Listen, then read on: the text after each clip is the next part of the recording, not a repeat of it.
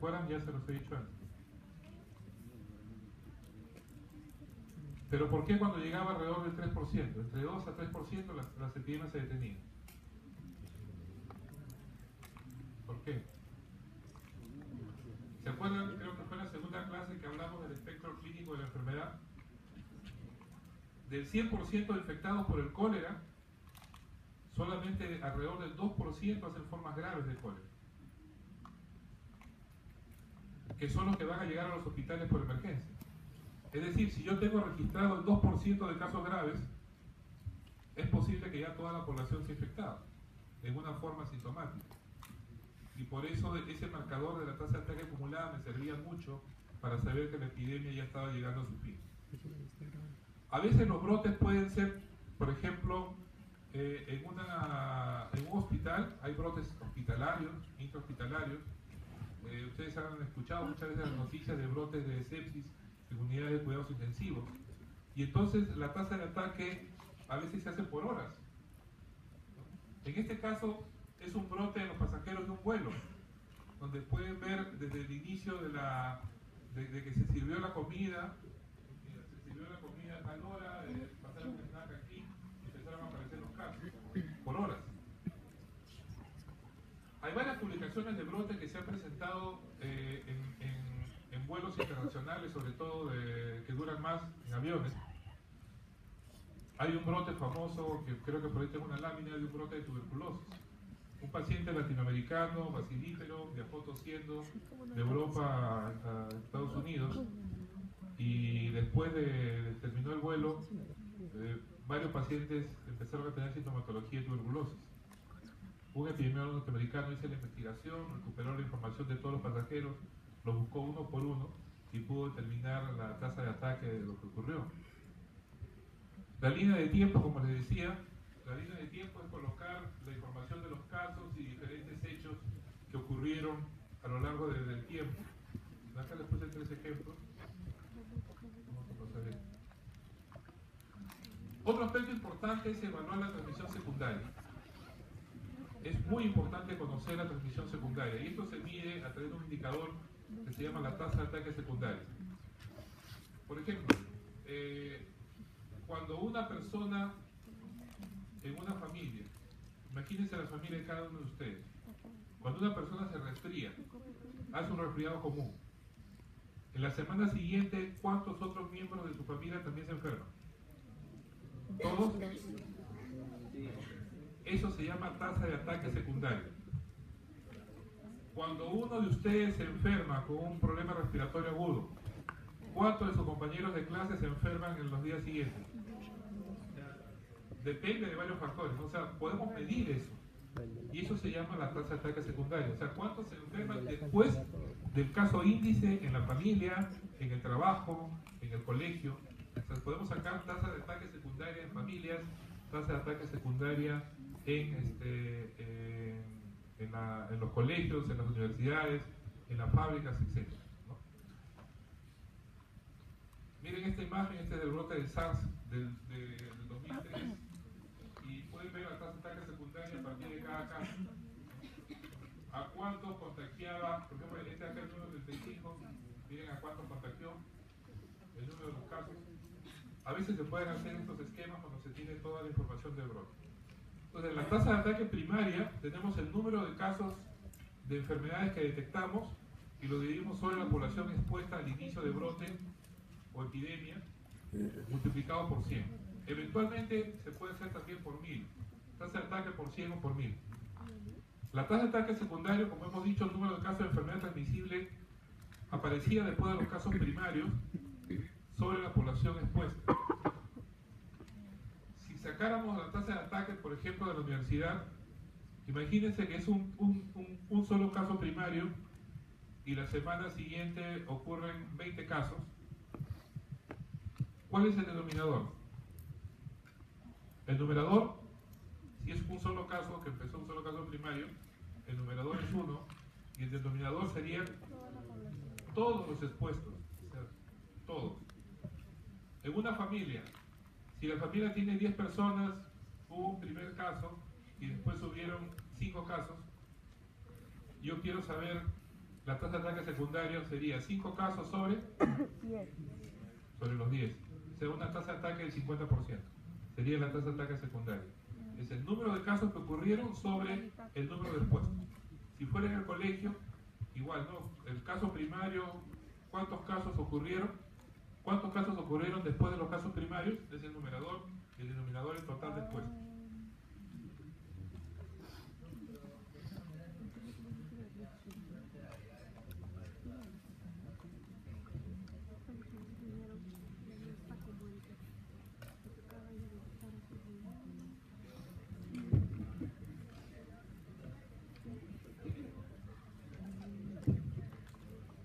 O sea, la tasa de ataque es siempre relativa, o sea, como digo, para todo el brote, o sea, para el estudio de todo el brote, todos son casos, ¿no? Para sacar la tasa de ataque global del brote.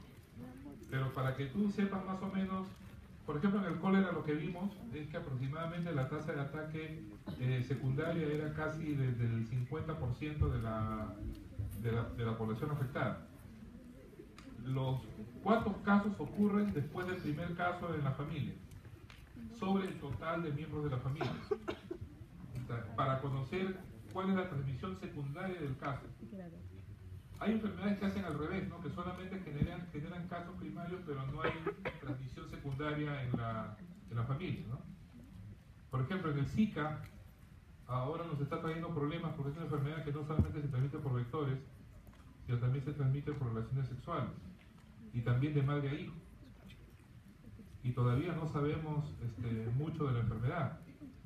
Todavía no sabemos si hay otro vector implicado que está estudiando eso. Hasta ahora conocemos que es el Aedes, pero conocer realmente la tasa de ataque secundaria del Zika o cómo se está transmitiendo implica varias vías de transmisión. Es complejo también para estudiar. A ver, vamos avanzando rápido. Sí, doctor. Si es un caso de índice en sus familiares, ¿se cuenta el caso de índice entre los familiares? No, es el número de casos que ocurren después del caso de índice sobre el total de expuestos. Claro, por ejemplo, imagínense que vino un compañero de ustedes, fue de vacaciones a Europa y vino con una nueva cepa de influenza. Y ustedes son 100 y en la primera semana hay 20 casos que han ocurrido de influenza entre ustedes. ¿Cuál sería la tasa de ataque secundario? 20% la primera semana. Y la segunda semana aparecen otros 20. ¿Cuál es la tasa de ataque secundaria de esa semana?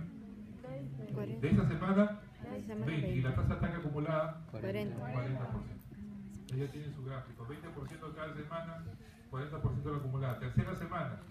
Si la tercera semana no se presentó ningún caso más, la tasa de ataque secundaria acumulada total fue de 40%. En el caso del SARS, se observó eso, que la tasa de ataque secundaria era muy alta. Y eso también se ha observado en el ébola. La tasa secundaria en el ébola es muy alta. El primer caso en la familia contagia a todo el resto de la familia. Por eso durante la investigación de un brote es importante saberlo para poder tomar medidas.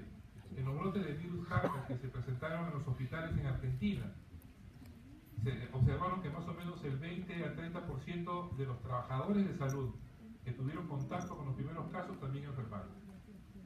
Y eso es algo que a veces nos olvidamos de medir. ¿Cuál es la tasa de ataque secundaria de la tuberculosis en hospitales del Perú? ¿Se sabe?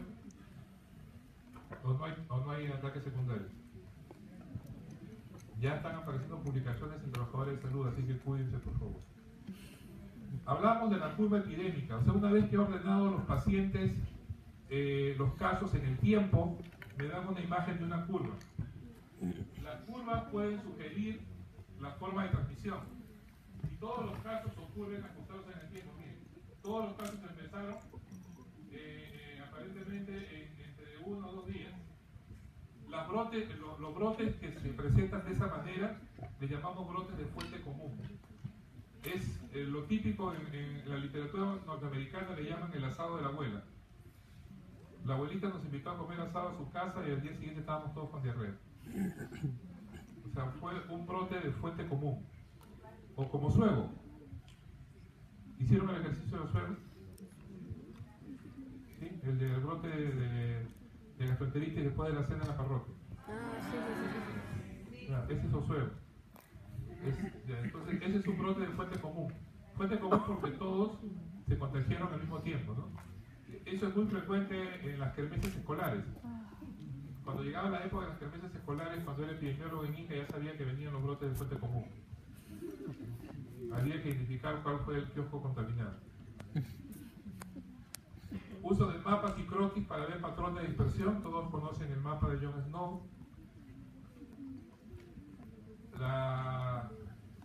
El uso de mapas de distribución en tiempo y espacio, lo primero que tenemos que hacer. Esto es lo del brote de ébola. Acá está la imagen del avión que les decía. Hicieron el PPD después a todos los pasajeros del avión para encontrar los que hicieron cero conversión después del viaje. Ok, lo primero que debe hacerse cuando tenemos la información es lo que se conoce como epidemiología descriptiva, o también la distribución en tiempo, espacio y persona. ¿Se acuerdan cuando vieron la película La banda siguió tocando? ¿La recuerdan? Cuando están reunidos el grupo de epidemiólogos y uno de ellos dice, bueno, ¿ahora qué hacemos? Y el otro responde, tenemos que empezar ordenando la información, tiempo, espacio, persona. Tenemos que hacer la curva, ver cuáles son los grupos etarios más afectados. Es lo primero que hay que hacer. Epidemiología descriptiva. Una vez que tengo esa información analizada, puedo plantear hipótesis. Es fuente común, es transmitido por vectores, se transmite solamente por vía vectorial, se transmite por algún alimento. Tengo que plantear hipótesis. La hipótesis me va a permitir plantear cuál es la probable fuente de infección, la forma de transmisión, etc. Generalmente una hipótesis, como ustedes saben, es un supuesto de cuál era la relación causa-efecto que quiero demostrar. ¿Cuál es el grupo humano que tiene mayor riesgo de enfermar? ¿Son los niños? ¿Son todos? ¿El brote está afectando a todos por igual o hay un grupo más vulnerable? ¿Cuál es la fuente de contaminación? ¿La fuente de infección? Hicieron también el ejercicio de Meknes, ¿sí? ¿O no lo hicieron? De la parálisis de los nervios por la contaminación del aceite con el ortocresifosfato.